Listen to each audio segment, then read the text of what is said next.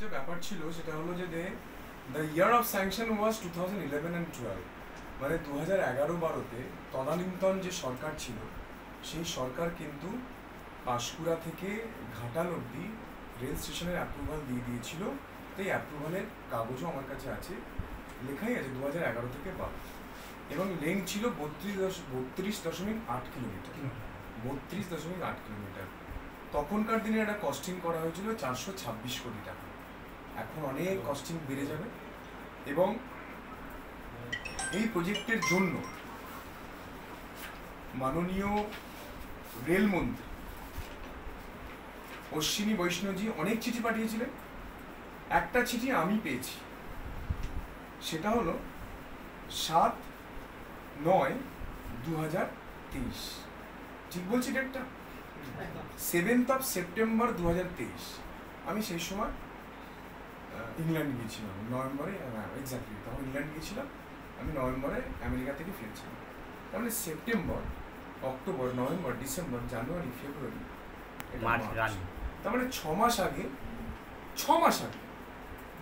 রেলমন্ত্রী মাননীয় মুখ্যমন্ত্রীকে চিঠি লিখেছিলেন যে আমরা রেল লাইনের কাজ করছি, পশ্চিমবঙ্গে 50,915 কোটি টাকার কাজ অলরেডি চলছে।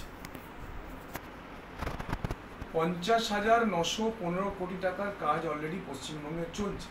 Currently, railway infrastructure projects costing ₹5915 crore are in progress in the state of West Bengal, and the highest ever budget outlay of ₹11,970 koti has been allotted for 23-24.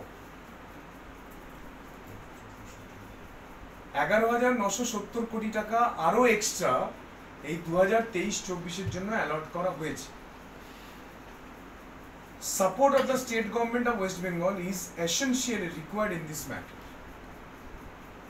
I would request you to issue suitable instructions to the concerned officers to expedite the process of land acquisition so that execution of the above projects can be taken up.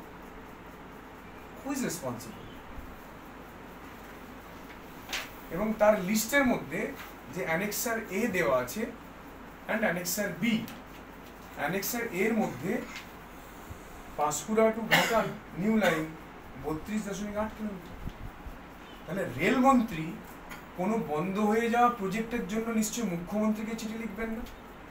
সেই নয়, মুখ্যমন্ত্রীকে সমস্ত চ্যানেলের মাধ্যমে বারবার challenge রেখেছি যে যদি আপনার দম থাকে, বিজেপি এবং আমি জেতবার পর যদি ওনার দম থাকে, ক্ষমতা থাকে, উনি রেল স্টেশন আটকে দেখাবেন।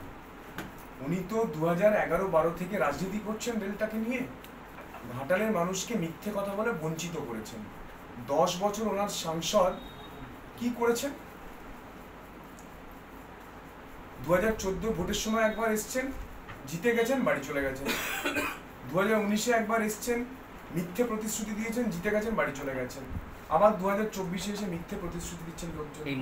ওনার লোকসভাতে 11% উপস্থিতি, তো উনি এই রেল লাইন নিয়ে কোনোদিনও কেন্দ্রীয় লোকসভাতে প্রশ্ন করেছেন? কারণ প্রশ্ন তো করেছেন দুটো ঘাটাল মাস্টার প্রকল্প। 2022-এর ডিসেম্বরে একই প্রশ্ন, আবার 2023-এর ডিসেম্বরে সেম প্রশ্ন।